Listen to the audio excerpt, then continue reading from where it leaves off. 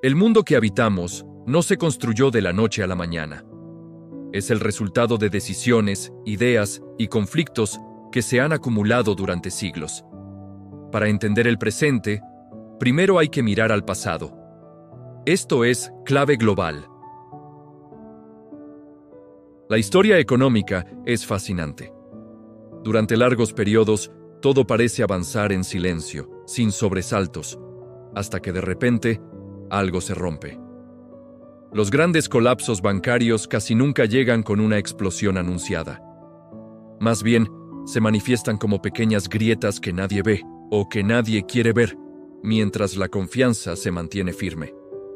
Por mucho tiempo, hemos pensado en los bancos como pilares de estabilidad, como esas instituciones de mármol y acero que custodian nuestro dinero, canalizan el ahorro y sostienen el crecimiento económico.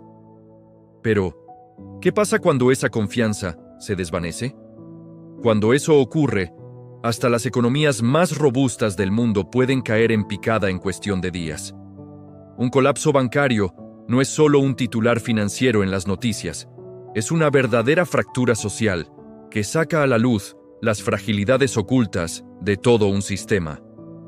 Si viajamos atrás en el tiempo, a las primeras economías modernas, vemos que los bancos surgieron por pura necesidad. Eran los intermediarios que conectaban el comercio, el Estado y la gente común. En ciudades bulliciosas como Florencia, Ámsterdam o Londres, estas instituciones fueron clave para financiar guerras, grandes exploraciones a tierras desconocidas y la construcción de obras públicas monumentales. Sin embargo, desde su mismísimo origen, la banca convivió con un riesgo que estaba en su ADN.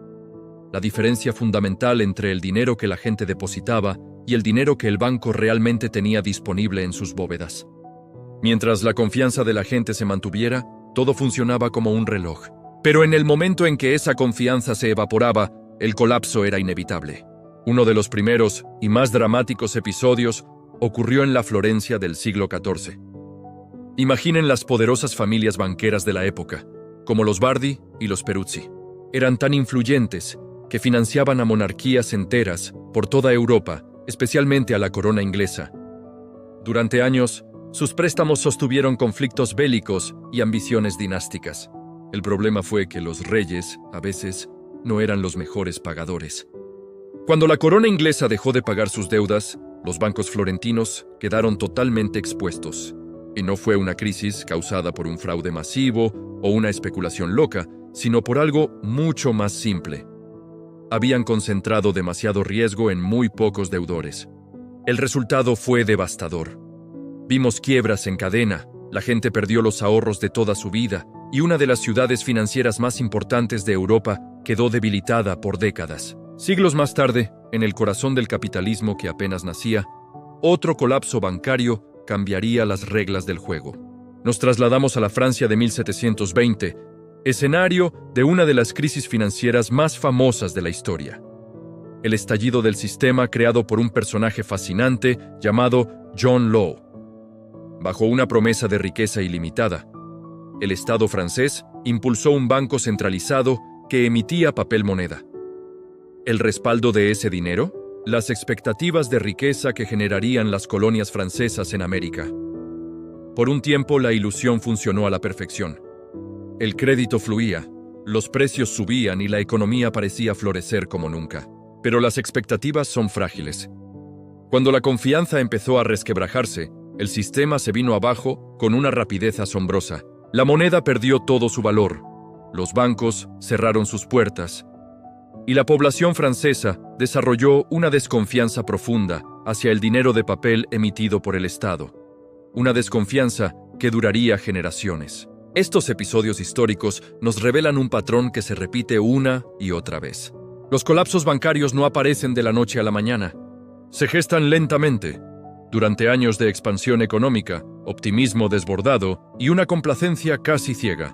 La promesa de un crecimiento continuo y sin límites suele empujar a las instituciones financieras a asumir riesgos cada vez mayores.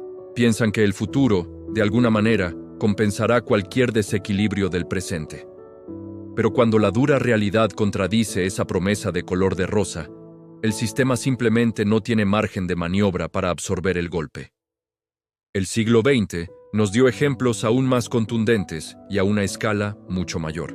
El colapso bancario de 1929 en Estados Unidos no fue solo la famosa caída de la bolsa de Wall Street.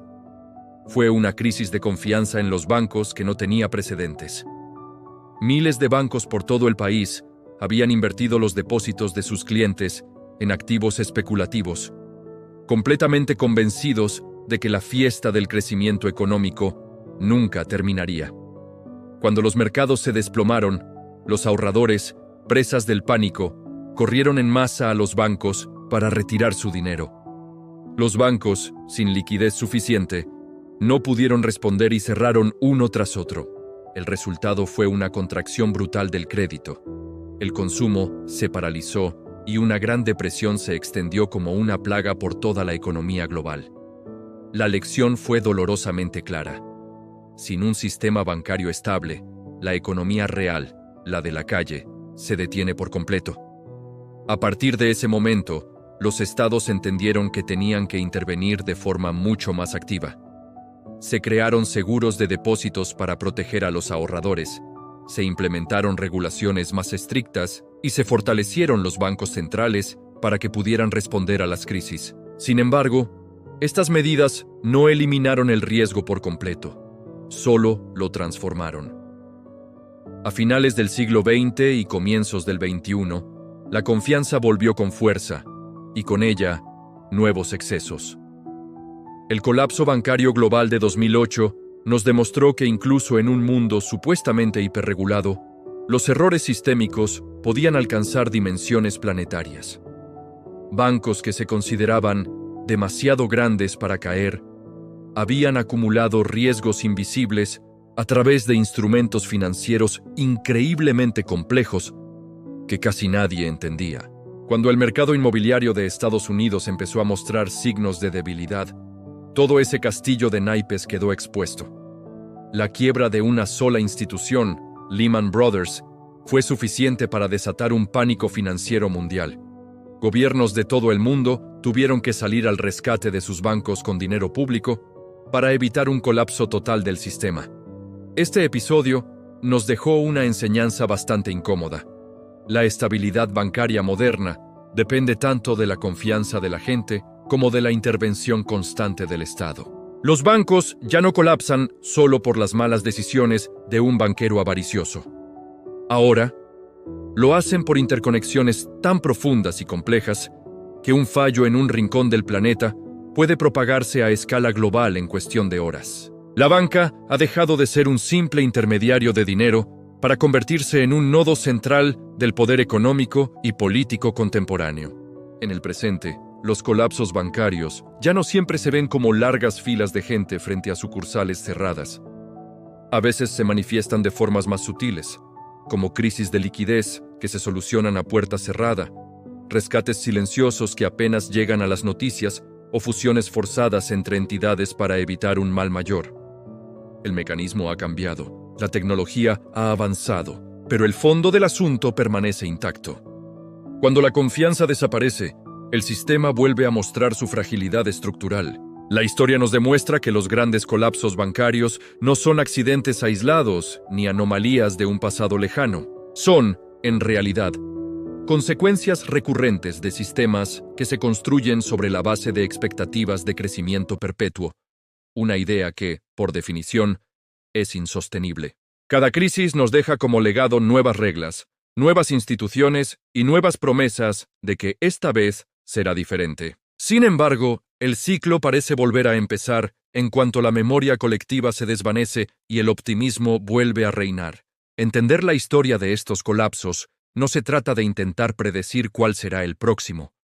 Se trata de reconocer que la banca, como cualquier otra creación humana, está sujeta a límites. Allí donde el crédito se expande sin prudencia y la confianza ciega reemplaza al análisis riguroso, las condiciones para un nuevo colapso comienzan a gestarse, silenciosamente. La historia no avanza en una línea recta y ascendente, se mueve en ciclos. Y en cada uno de esos ciclos, Los bancos ocupan un lugar tan central como vulnerable en nuestra sociedad.